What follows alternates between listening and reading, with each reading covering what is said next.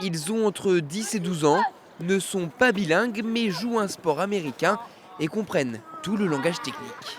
On rejoue le jeu 6. Par contre, on fait feinte de donner la balle à Z.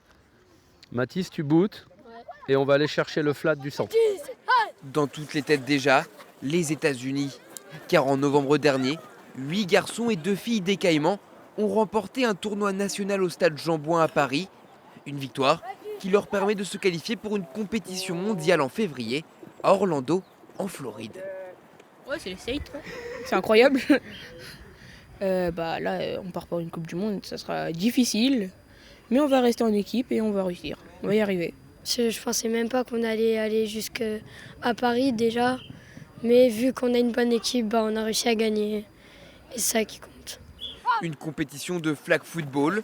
Comme au football américain, il faut atteindre en plusieurs essais l'embut adverse. Mais en flag, pas de plaquage ni de contact. Pour arrêter l'adversaire, il faut arracher une des 2 languettes accrochées à la taille des joueurs. Et c'est par ce sport, qui deviendra olympique en 2028, que les jeunes Caïmans vont marquer l'histoire. C'est la première fois que les Caïmans se déplacent aux États-Unis, la Mecque du football. Et on va représenter au mieux les couleurs du club. C'est un club qui aura bientôt 40 ans, donc c'est une page, c'est historique pour nous, c'est chouette. Une récompense pour un club qui a axé sa politique sur la formation des plus jeunes. Il représente plus de 60% des licences.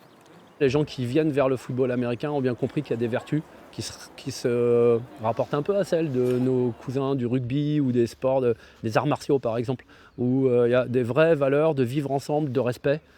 Certes, c'est un sport de combat, de grand terrain, mais en toute sécurité. Au Mans, avec les Caïmans, le langage du flag football a donc un bel avenir devant lui.